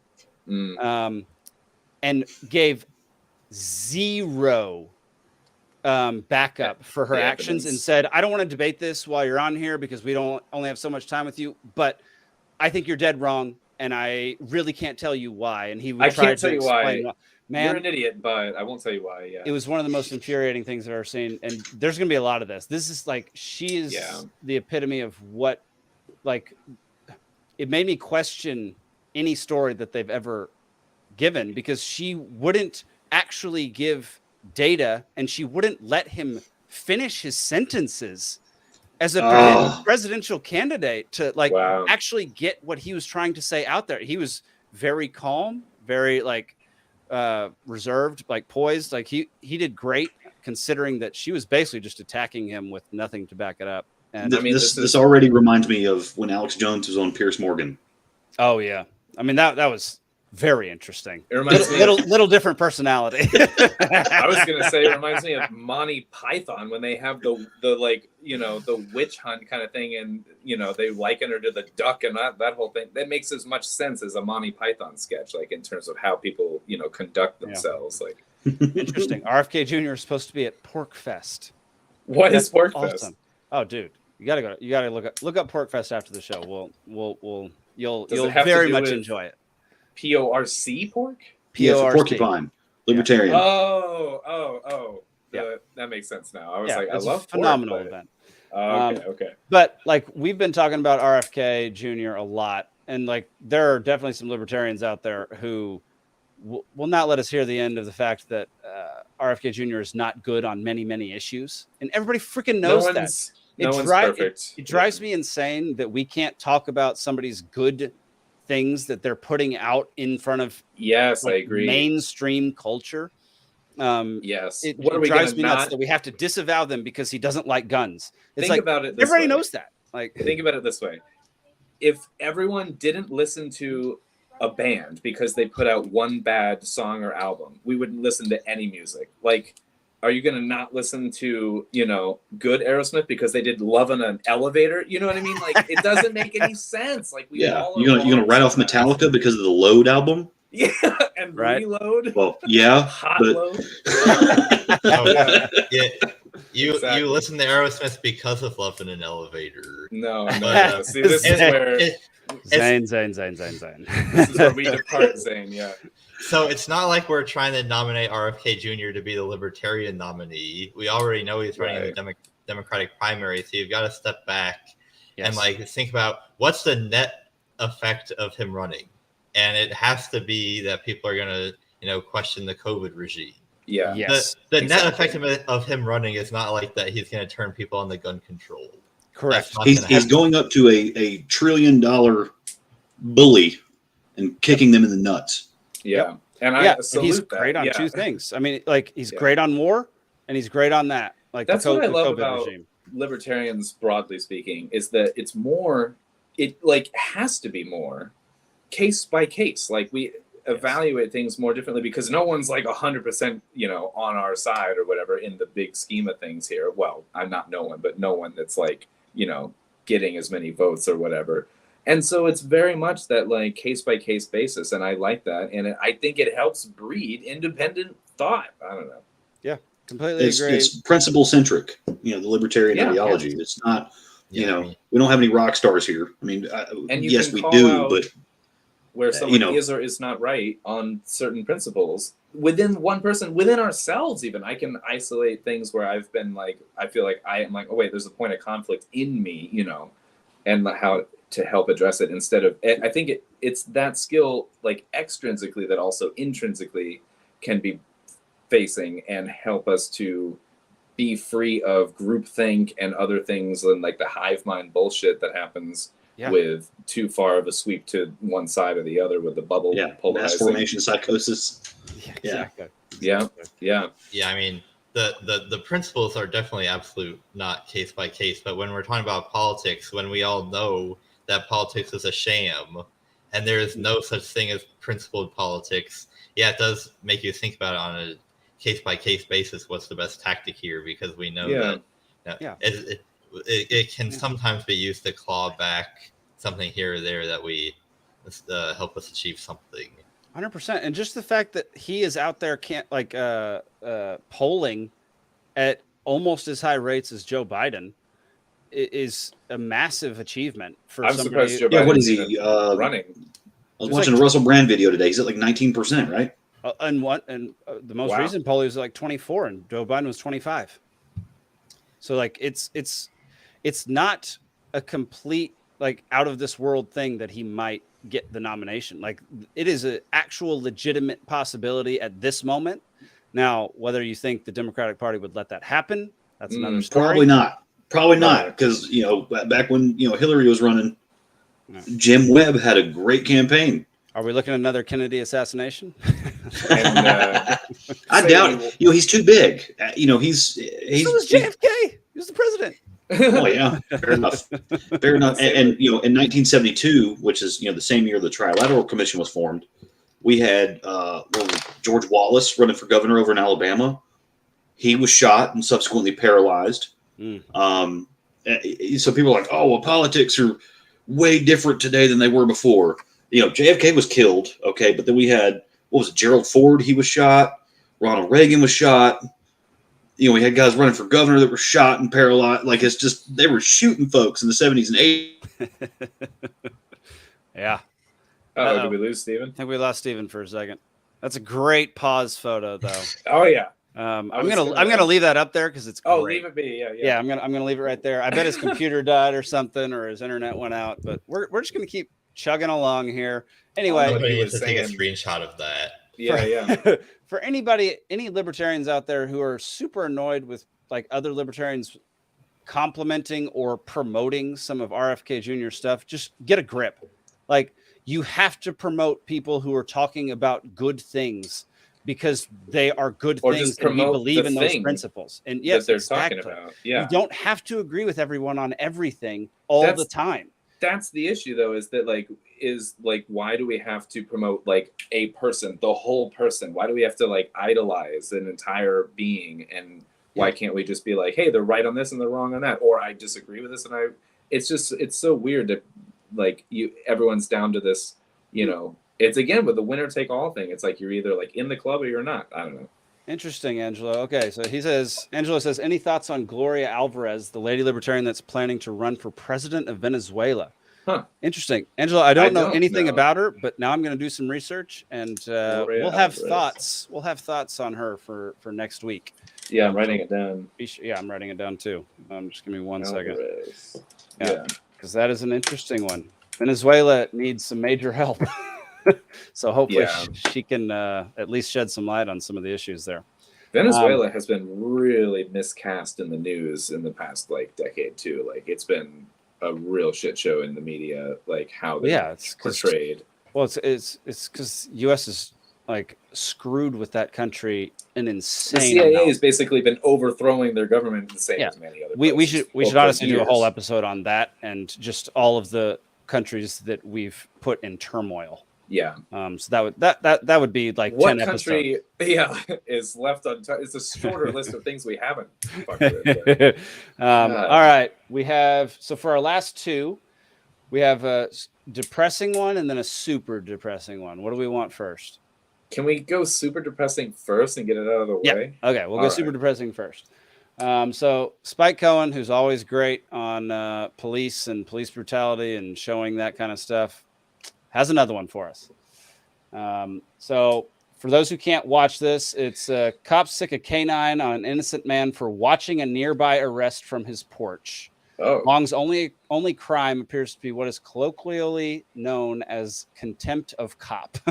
So here we go. It's hard. Go, man. Is this your property? Big fat boy. Go, man. Is this your property? Go, man. Nope. It's gonna be my property. How you doing, bro?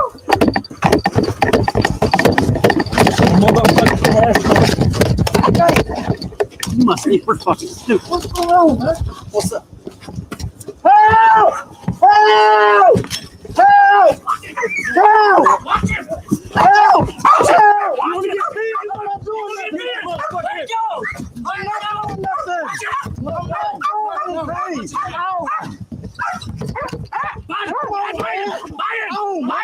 Come on, stop, man. Stop. Stop. I got no courage. We're resisting. We're resisting. Bro, I give up. Come on, man. I got no courage. Yes, I live here. This is my home, man. Come on, bro. Lay down. Come on, bro. Come on, man. I live here. Get down. I'm trying. I'm down, bro. I'm down. I'm down. All right. I'm down. Were they yelling "bite him"? Yep, they're yelling "bite him" to the There's dog. like 5 cops, 1 guy, unarmed, and they sick the dog on him. I mean, it's insane. Like, I can't even. What are they even thinking? Like, obviously, we don't have the full context, but the guy literally was just standing there telling the cops to get off his property, which is completely allowed considering the crime of what was happening across the street wasn't on his property. So, like, I don't even need to know the context to know that was overkill. Yeah.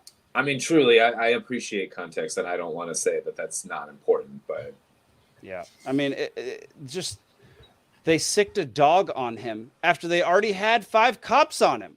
Yeah, like, what is going on here? It's just insane. Every one of these cops should be fired and prosecuted because that is absurd. Where was this? I don't know. It doesn't say on here. Steven's modem is back, and hey. Steven's back on the screen. I'm gonna. Can you hear me now? Yeah. Oh yeah. I put you back in your proper spot, so Zane is now on my left again. There we go. Which is way better. I like Steven on my right. I like Alden upper right. It's just this is how I like things. We'll see, and on my screen, I'm right where I am on the political spectrum, bottom right. I got to share space. I share rent with the porcupine over here. You know. Yeah, it's because when you lean that way, I like looking at the porcupine rather than your face. It's less abrasive. The porcupine is less abrasive. Yeah. So if we're going based on the political compass, I'm pretty sure I have to start eating granola and reading Bakunin.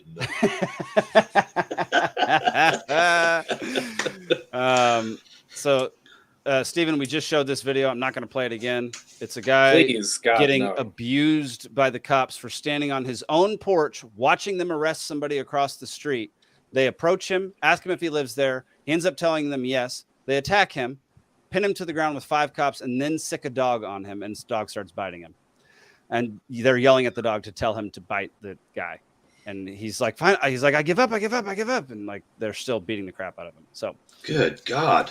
And yeah, so I was just saying every cop in this video should be fired and arrested immediately because the dude was literally doing nothing. Your modem decided to quit on you at a great time, actually. Yeah. Well, yeah, it was right about the time, JFK's assassination got brought up, and then my power flicked. But, one time, okay, small story. I was watching a movie where it was like a scary movie where the power goes out, and our power went out while we were watching the movie when it happened. And it was my ex at the time, and she was not having it. I was freaked out. It was not a cool. Oh man, it was not a cool scene.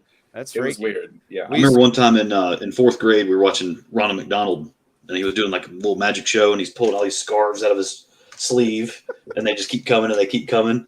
And then I was like, wait a second. And then I felt something in my pants leg, and I pull out at the time I didn't know what it was, but it was a dryer sheet. But I was like, oh, I'm magic too. And I went home and told my mom.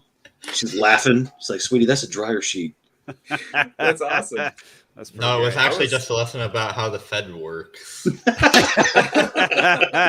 I was walking my car one day. We had like street parking, and I was like, I felt something in my pants, and I was like, I pulled out my underwear, but it wasn't like the underwear I was wearing, but it looked like I did the underwear thing, but it was just doubled up laundry, you know? Yeah, there we go. They're tearaways. It's my side gig. Yeah. That is too funny. All right, so here's the less depressing one. So I gave Zane and Alden the option, Stephen, of picking a super depressing one or a depressing one, and they picked the super depressing one first. So here's the somewhat depressing one that we'll end in the show on. Pentagon says accounting mistake frees up $3 billion more for Ukraine. Oh my God, bank error in Ukraine's favor. Like, yeah. So apparently there's an accounting mistake in the Pentagon. They're really good at them, actually. Yeah. They never try to cover them up. No, they don't send planes into their building to burn all the records of them either. Yeah. I'm pretty sure Jason Bateman has a multi-season show on it's based on a accounting error that's way less than $3 billion total. Yeah. Yeah. So just more money getting funneled to the war machine, more money going to a war that we should have no involvement in, more money going to a war that could end up causing World War III / nuclear war and kill half the people on the planet. So it's, nothing out of the ordinary, nothing new for the United States of America. We're framing it as that to set up other things anyway. And that's and then we're all the DU rounds that are going over there, the F-16s, everyone's like, we're sending F-16s over there. And I'm like, F-16 is 50 years old. Yeah. We're using them for our junkyard. They're sending them Sky Ford Pintos is what they're doing. Like, yeah. Yeah. Some of the armored personnel stuff they were sending them was stuff that we used 35 years ago. Like, yeah. It's the way for our military to purge and to make money on the things that they don't need anymore because we stock so much stuff or whatever, but they can basically. Oh, is he gone again? He's gone again. Oh man. Until all right, Steven. Oh. Steven. Yep. Nope. He's gone. Oh no. That was me removing him, and whenever he pops in, I remove him. All right. Okay. Elizabeth, thank you for watching. We appreciate it. We'll talk to you next time. If somebody pops in or pretty much if somebody leaves, it's because I'm doing it. I control that. So people can't just pop into the stream and then immediately be on camera. That's right. You have to let them in. Yeah. I have to let you in. This is not a democracy. It is a dictatorship, and I am in charge.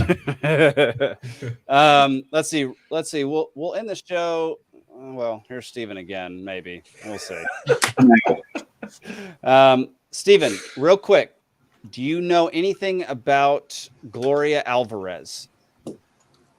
If not, if not, it's fine. We're going to research her and talk about her a little bit next week. She's running in Venezuela? That's funny. She's actually running in Guatemala, according to... Okay. Angelo said Venezuela, but then WJC corrected him and said Guatemala. Okay. Interesting. So we're gonna do some research on her and have that. She's gonna be one of our topics for next week because that's super interesting. Guatemala is an interesting place, especially since they started adopting. Was it Guatemala that started adopting Bitcoin? I think that was Costa Rica. Guatemala did too because they and San Salvador airdrop certain amounts of it to their citizens. Yeah, El Salvador did the same thing, but I didn't know Costa Rica was.